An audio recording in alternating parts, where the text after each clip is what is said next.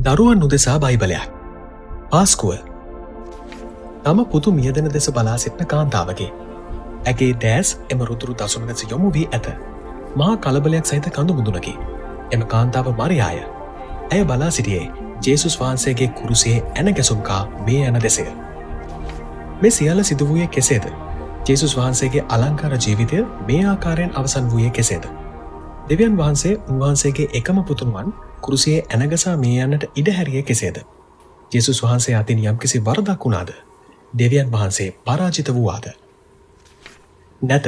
දෙවියන් වහන්සේ පරාජිත වූයේ නැත. ජේසුස් වහන්සේ අතින් වරදක් වූයේද නැත. නපුරු මිනිසුන් ජේසුස් වහන්සේ මරණයට පත් කරන බව උන්වහන්සේ සෑම වෙලෙම දැන සිටියා. ජේසුස් වහන්සේ ලදරුවක සිටියේදී පවා මහලු සිමියොන් පැවසුවේ අනාගතයේදී ශෝකයට පත්වන්නට මරියාට සිදුවන බවයි. ජේසුස් වහන්සේ මරණයට පත් කිරීමට දින කිහිපයකට පෙර කාන්තාවක් පැමිණ සුවඳ විලවුන් ගෙන ජේසුස් වහන්සේගේ පාද පිස දැමුවාය. ශ්‍රාවකයෝ චෝදනා කරමින් ඇය මුදල් නාස්ති කරනවා යයි කොඳුලෝය. නමුත් ජේසුස් වහන්සේ කීවේ ඇය කළ ක්‍රියාව යහපත් බවත් ඇය තමන් වහන්සේ භූමදානයට සූදානම් කළ බවත්ය. කෙතරම් පුදුම වචනද! ජේසුස් වහන්සේ ජුදෙව්වන්ගේ පාස්කු මංගල සමයේදී උන්වහන්සේගේ ගෝලයන් සමඟ අවසාන ආහාර වේල භුක්ති වින්දා. උන්වහන්සේට ආදරය කරන අයට දෙවියන් වහන්සේ සම්බන්ධ ඉතා වටිනා පොරොන්දු දුන්නා. ජේසුස් වහන්සේගේ රොටි හා කුසලානද දුන්නා. මේ ජේසුස් වහන්සේගේ ශරීරයත් රුධිරයත් පාපය වෙනුවෙන් දුන් බව මතක් කිරීමකි. එවිට ජේසුස් වහන්සේ තම මිතුරන්ට පදාලේ උන්වහන්සේ පාවා දෙනු ලබන බවත් ඔවුන් උන්වහන්සේ වෙතින් පලා යන බවත්ය. මම ඔබෙන් පලා නොයමි. එවිට පේදුරු පැවසුවා. ජේසුස් වහන්සේ ඔහු වෙත හැරී නුඹ මා හඳුනන්නේ නැත කියා තුන්වරක් කියනතුරු අද කුකුලා හඬලන්නේ නැතයි වදාළසේක. පසුව රාත්‍රියේදී ගෙත්සෙමන උයනට ජේසුස් වහන්සේ යාඥා කිරීමට ගියා. ඔහු සමග සිටි ගෝලයන් නිදා ගන්නට විය. ජේසුස් වහන්සේ යාඥා කරමින් මාගේ පියාණනි ඔබ කැමති ලෙස මේ කුසලාන මාගෙන් පහ කළ මැනව. ඒත් මාගේ කැමැත්ත නොව ඔබගේ කැමැත්ත වේයයි කීසේක. ජුදස්ගේ නායකත්වයෙන් අනපේක්ෂිත ලෙස කලබලකාරී කණ්ඩායමක් උයන වෙත පැමිණියා. ජේසුස් වහන්සේ ඔවුන්ට විරෝධය පෑවේ නැත. නමුත් පේදුරු මිනිසෙකුගෙන් කන කැපුවා. ජේසුස් වහන්සේ මනුෂ්‍යයාගේ කන ස්පර්ශ කොට සුව කළා.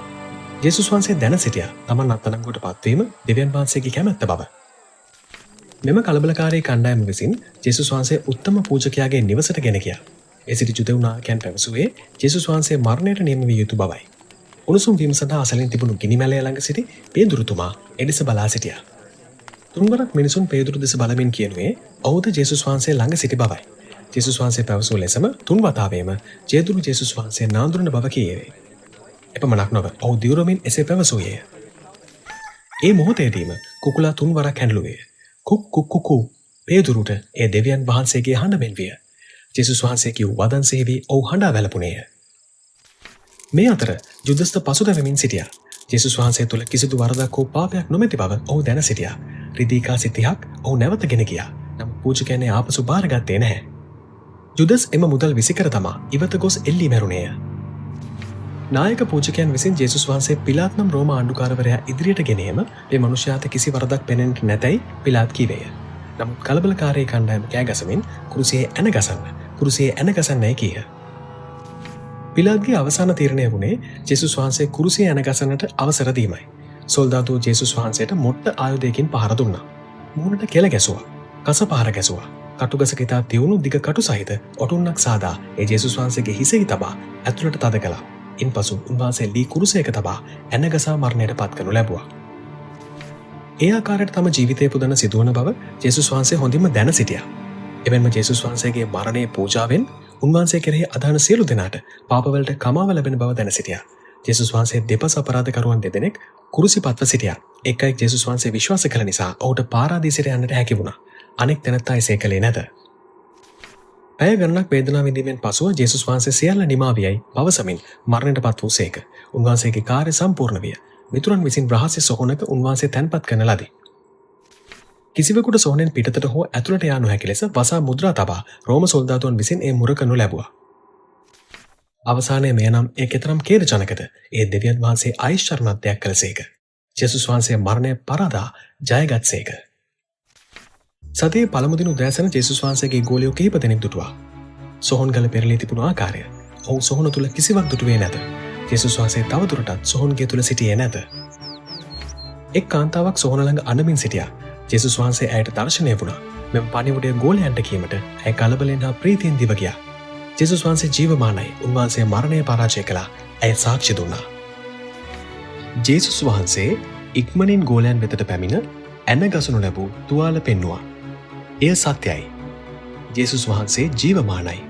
උන්වහන්සේ නාඳුනන බවකි පේදුරුට සමාවදී ගෝලයන්ට පැවසූවේ ජේසුස් වහන්සේ ගැන අන් අයට කියන ලෙසයි. පළමු නත්තලේදී උන්වහන්සේ මෙලොවට එන්නට පෙර සිටි ස්වර්ගයටම නැවතත් මෙලොවින් පිටව ගිය සේක. ආමෙන්. දෙවියන් වහන්සේ දන්නවා අප වැරදි කර ඇති බව. එම වැරදි උන්වහන්සේ පාපය ලෙස හඳුන්වන සේක. පාපයේ කුලිය නම් මරණයයි. උන්වහන්සේ ජීවමානව නැවත ස්වර්ගයට නැගුණු නිසා අපගේ පාප උන්වහන්සේට කමා කළ හැක. ඔබට පාපයෙන් මිදීමට අවශ්‍ය නම් දෙවියන් වහන්සේට කියන්න. ආදර දෙව් පියාණනි, ජේසුස් වහන්සේ මා වෙනුවෙන් මැරී නැවත නැගිටිනු බව මම විශ්වාස කරමි. මගේ ජීවිතයට පැමිණ මගේ පව්වලට කමාව දුන මැනව. එවිට මට ඔබ වහන්සේ සමග නව ජීවිතයක් ගත කළ හැක. සදා කාලයටම ඔබ සමග ඔබේ දරුවෙකු ලෙස ජීවත් වීමට උදව් කළ මැනව. ආමෙන්. සෑමදාම බයිබලය කියවමින් දෙවියන් වහන්සේට යාඥා කරන්න. ලිව්වේ එඩ්වඩ් හියුස්. ඉදිරිපත් කරන්නේ ඇන්ඩ්‍රු පෝල්. contact www.bibleforchildren.org